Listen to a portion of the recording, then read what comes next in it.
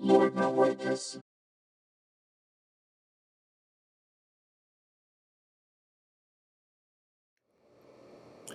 I'm Alan Loibner-Waitkus, and this is American Literature 1865 through present.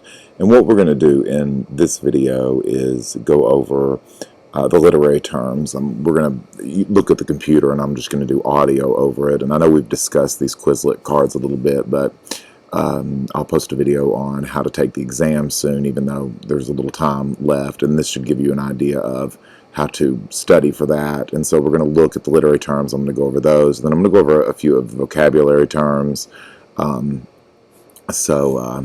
Stick around and watch this. And, you know, one of the main reasons you may want to watch it is it will give you some hints into what may or may not be on the test. So, hint, hint, stick around.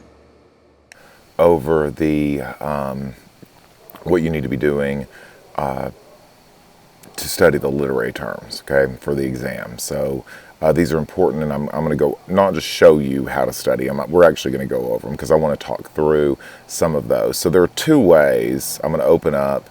Again, I always use Firefox. I'm going to open up the Quizlet things, but we're going to go through the two different ways you can do that, okay? Number one, you can go under, this is the class side. Again, yours will look a little different. We've discussed that before. In fact, let me turn edit mode off. Maybe, yeah, there, exams go away. What I'm going to do is go under flashcards, okay? And then we have the literary term flashcards, the authors and their works flashcards, and the things, mostly definitions, you need to know flashcards, okay? What we're concerned with here for the midterm, I don't have any author matching questions on this, the final probably, but not the midterm. Or the literary terms make up a huge percentage, and you need to be familiar with these in advance. And then the other is the vocabulary, but we're just going to hit on that a little bit. So you can enter this way. You know, you can click there. I clicked on literary terms. That brings you to the first one. If you've gone through these before, it'll be wherever you left off before. The other method that you can do, again, is if you'll go to, I can't stress enough, you know, you don't have to go here, but there's supplemental stuff. If you'll go to the American Lit tab on Loibner-Waitkus.com and select Quizlet flashcards, okay, you can click on study lit terms, and I'll put up a link in a second here to when I'm finished with this video to vocabulary. Okay, so study the lit terms. So let's go over these, starting with setting. Okay, and you all should know what setting is. The big key here is that it's where and when a story takes place, and so everybody knows the where part. It's the when students very often forget about. Okay, so don't forget that it's where and when, not just where. Okay, the when is just as important. Exposition, okay, the exposition, these are all plot terms, is the basic situation or introduction of a piece of literature. So that's the first part of the the piece of fiction. The important thing to note here too is this is why, you know, think of the exposition in terms of a movie. In class I give the example that I always ask students, you know, when you're watching a movie, especially, you know, one on television or whatever, something that you've rented, not when you're in the theater, but, you know, very often we just stop, we give up, and most of the time that happens during the exposition because we're getting that basic information. Now, it may just be because it's boring, or it may be because we don't relate to the characters being introduced or the situation or whatever. But that's usually the exposition. Okay. Now, then what ultimately happens? I'm not going to make you know rising action, right? But the conflict is introduced. Okay. And then that comes rising action. Okay, so things become more and more interesting. Okay, until they hit that climax, and we know that, you know, besides being a term that makes every 10th grade boy giggle, or junior high boy giggle, is the point of highest interest. Okay, so that's the point of highest interest in the story. We know after that things that can only get, you know, less interesting, and so we call that falling action. Okay, and then finally in English, and we'll discuss this as we move through in English classes, we can't just call things what they are. We can't be obvious, right? The conclusion is what this is, of course, but we use the term denouement. It's French, and it basically means untying the knot in French. But as far as we're concerned, it is the conclusion or resolution of a piece of fiction. Okay, so that's the next thing. Okay, the foreshadowing. Foreshadowing are hints and clues of what's to come. So, in literature we get those little hints as we move through. We see that quite a bit, and y'all are probably used to that and have an idea. Now, the other thing that we have are red herrings. Red herrings basically. Red herrings are false hints or clues intended to confuse the reader.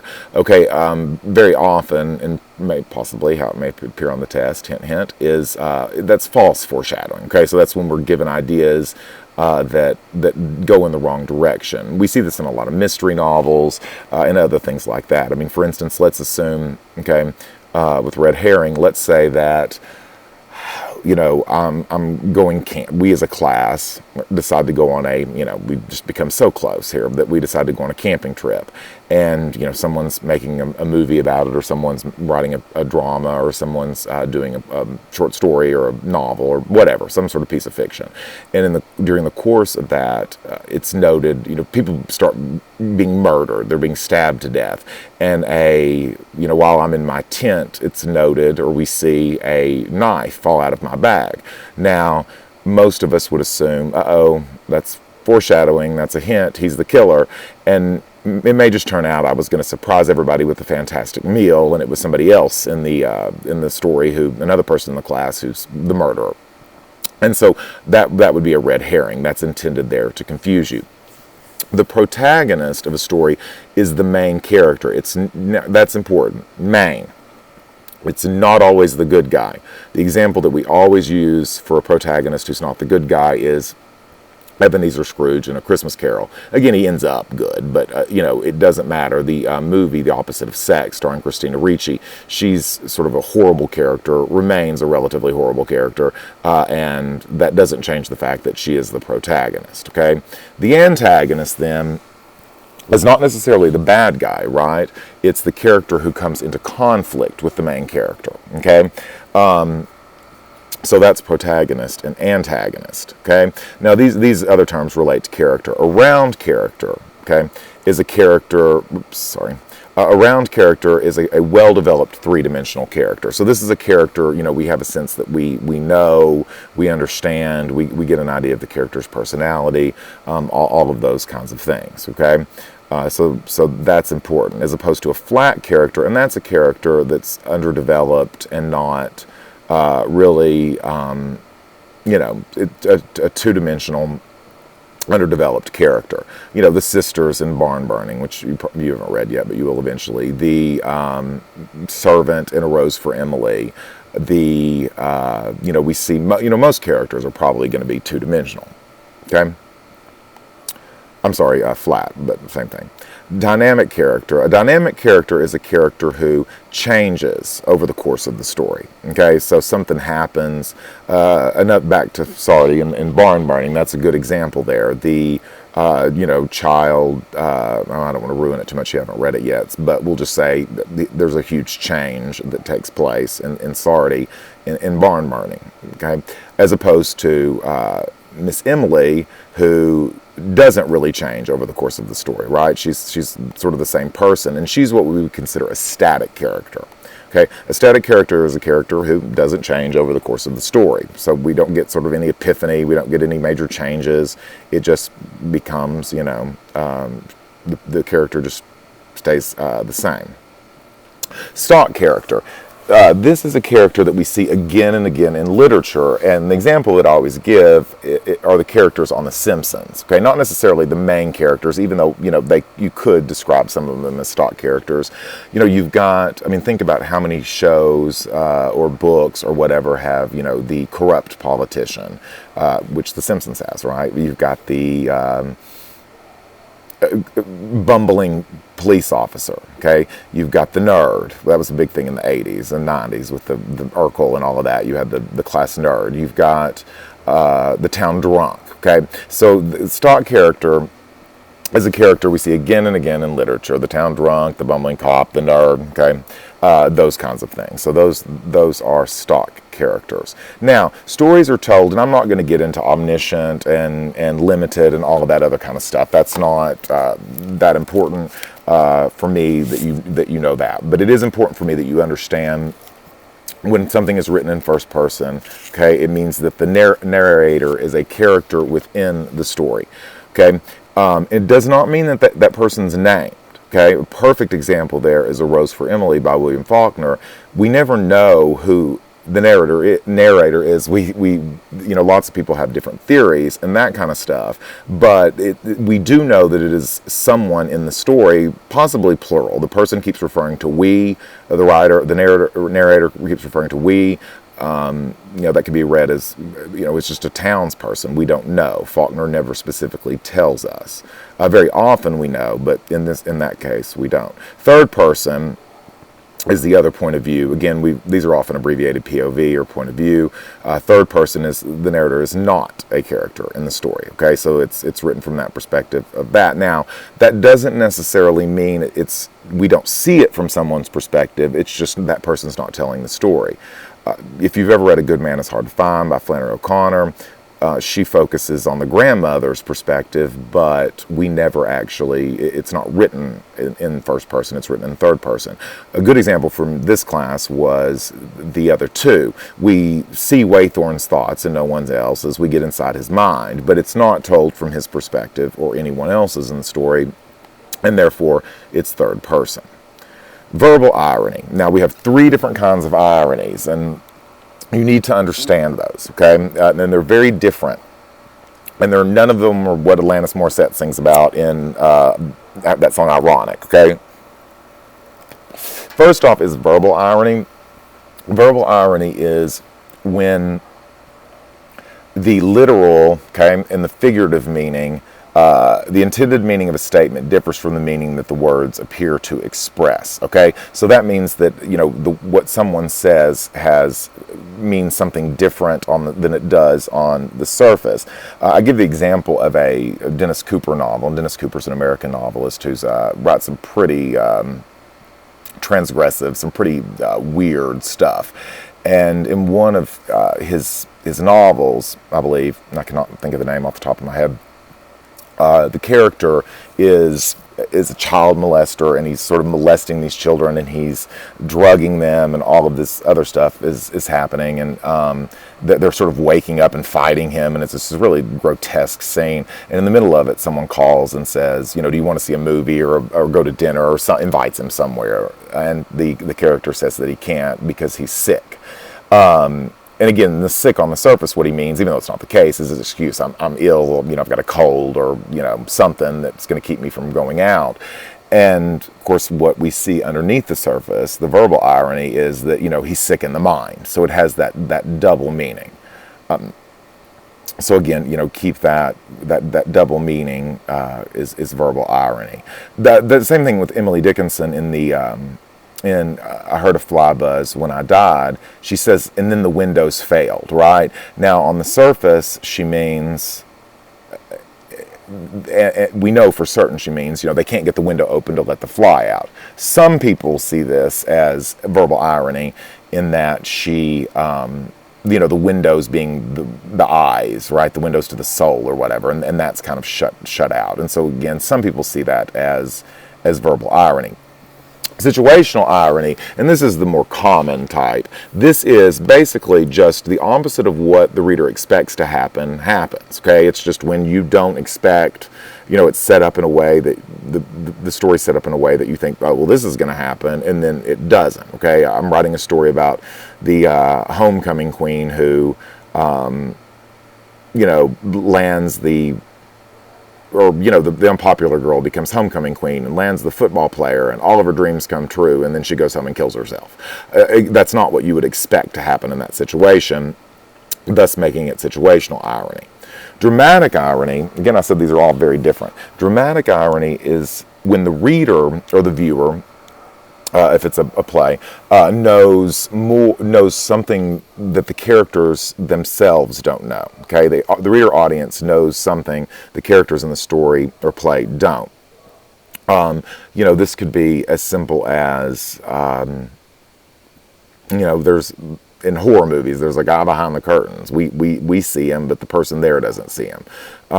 We know that person's there. It can be any detail that we know that the characters in the story don't. Okay, tone is the attitude of the author towards the character, subject matter, reader, etc. Okay, so the author's attitude is that tone. The tone we often hear is, Edgar Allan Poe is melancholy. Some writers have a humorous tone. Some writers have a serious tone. Some writers have a contemptuous tone. Sorry. So again, that is what tone is. Symbolism. Okay. A symbol is signify ideas and qualities by giving them symbolic meaning that are different from their literal sense. Okay, that's a terrible definition, and I apologize for that. But that's where something within a story symbolizes something outside of the story. Okay, one of the most common ones we see is Hills Like White Elephants, right? Hemingway, whom we don't do because I'm not crazy about the story that's in your book, but he's really, really known for his symbols, and the hills look like white elephants, and this is actually a really, really complicated symbol because a white elephant is a two things. Number one, we'll say sort of the elephant in the room, right? The thing that nobody's talking about that's obvious. The short story, Hills Like White Elephants, is about abortion. And they never really mention abortion. But the white elephants become symbolic of that because, again, it's the big thing in the room no one's talking about. And the second thing is a white elephant was also a gift that people would give that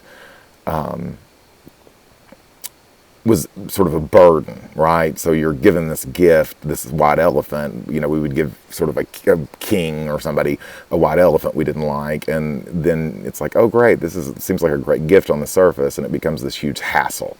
And so again, Hemingway's playing with multiple symbols there, but it's just simply when something stands for something else. One of the most common things too that we see, and this is not necessarily sexual, but the phallic symbol is a very common symbol.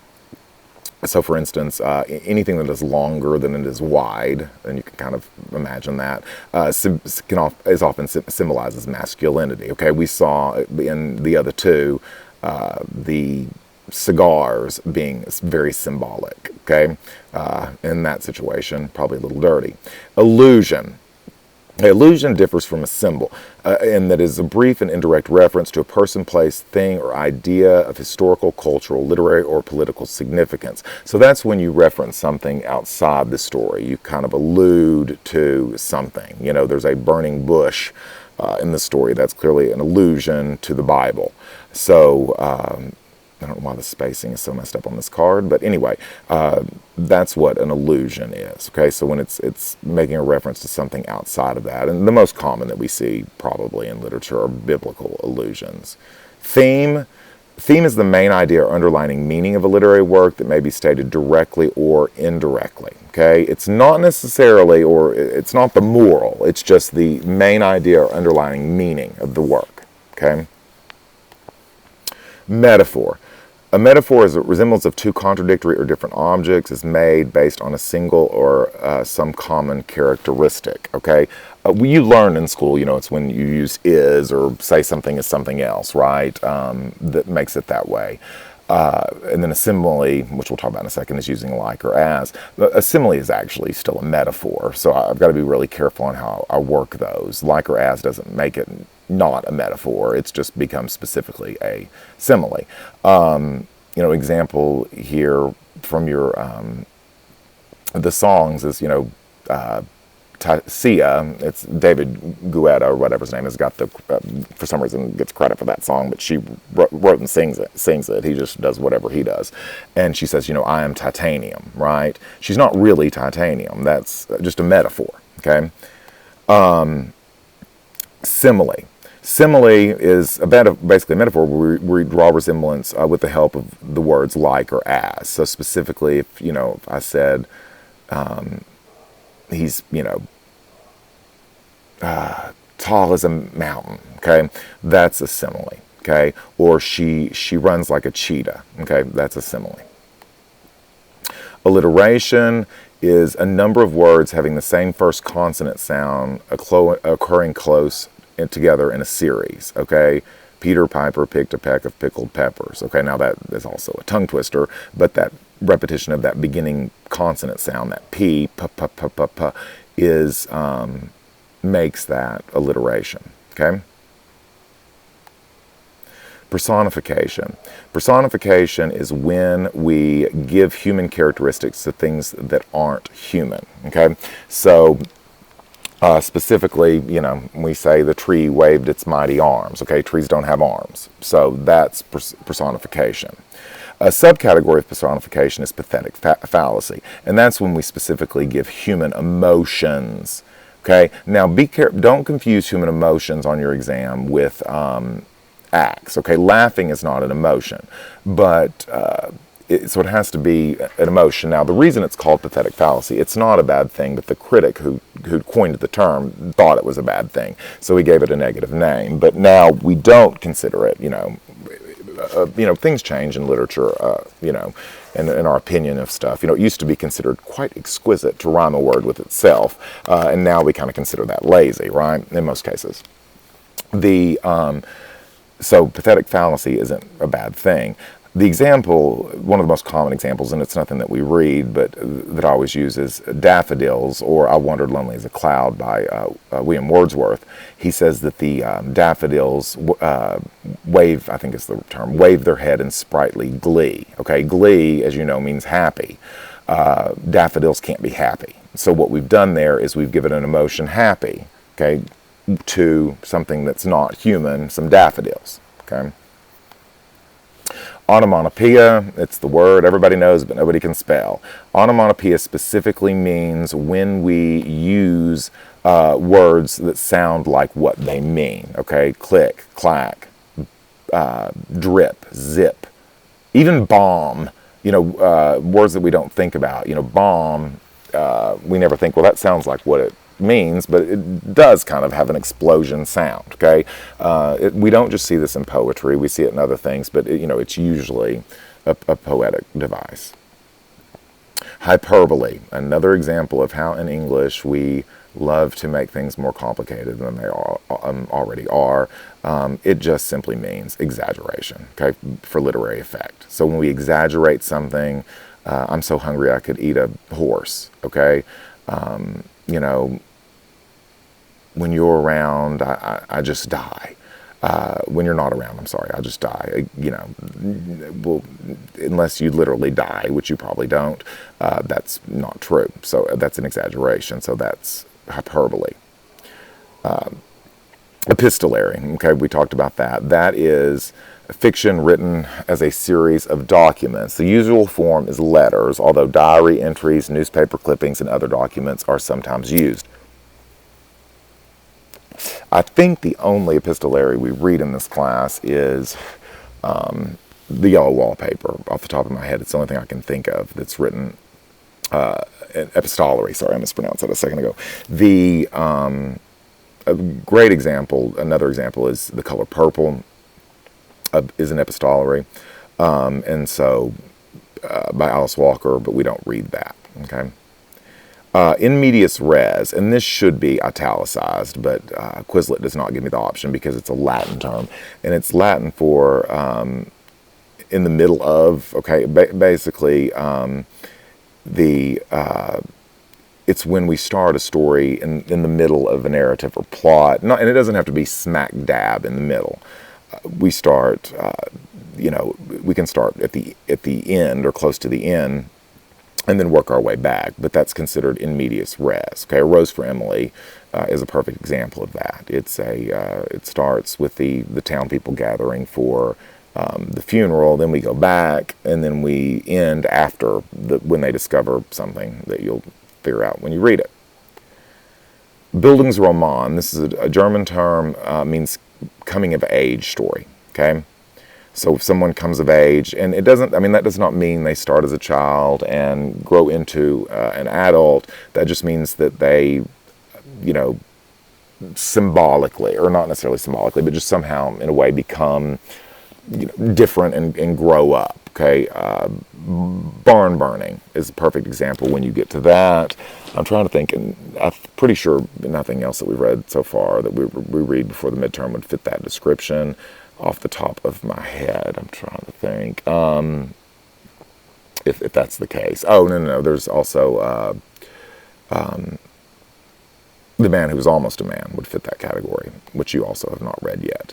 Okay, now Künstlerroman is a subcategory of the Bildungsroman. Künstlerroman specifically is the story of an artist's growth to maturity. Okay, so it's basically a Bildungsroman that's specifically about an artist. Now that does not necessarily mean a visual artist. It can mean a musician. It can mean an author, which it very often does, because authors like to write about authors.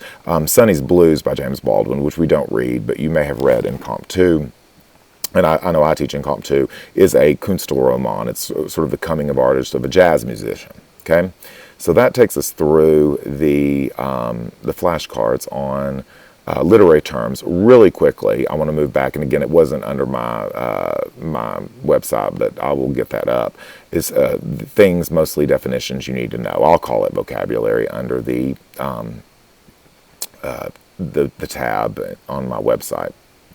But these cards go through, and I'm not going to go through every one of these. Basically, on the front of the card is the definition, and this also should have been italicized because it's in French, it's in another language. We italicize things that are in other languages. But noblesse oblige, from A Rose for Emily, you can see you click on here, and it's, noun, French for nobility obligates, and it's the obligation of honorable, generous, and respectable behavior associated with high rank or birth, okay? Now, some of these come from things that we don't read necessarily. Some of them are my Comp 2 stuff. Some of them are, what am I trying to say? Some of the words I just think you need to know.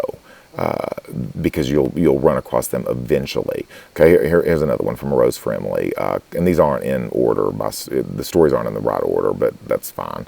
Cuckold, and this is a man whose wife has sex with someone else, a man whose wife commits adultery. It can also be a verb. You can be cuckolded, which means to be made a cuckold of. One of the keys here is that it's a man, and I think this is really interesting in language. We have a lot of words that are sort of sexist in a way, right? We don't have a word for a woman who is cheated on. She's just a woman who's cheated on. We specifically have a word for a man who's cheated on because that was a way worse thing, when the word was, coined. A woman who was cheated on was just a woman. That's what men did, right? We didn't even address a term for that. So a cuckold has to be a man. And if the man is cuckolded, then that means his wife cheats on him, okay? A similar example that's feminine is spinster. A spinster is, of course, an older woman who's unmarried and has never been married, right? We don't have a word for a man for that. We would say bachelor, but that's not a negative word. It doesn't make him look desperate. It doesn't imply that he's old. So there's no real term for that, and that's an interesting thing. Fortnight. This is not in anything we read, I don't believe, but I want you to know this because I found, you see this a lot in literature, and in especially British literature, and it means a period of 14 days or 2 weeks, okay? And so you can flip through here, vanquish, guilt, all of these different words, and you need to be familiar with those. So go through those and give it a shot and look at those, okay?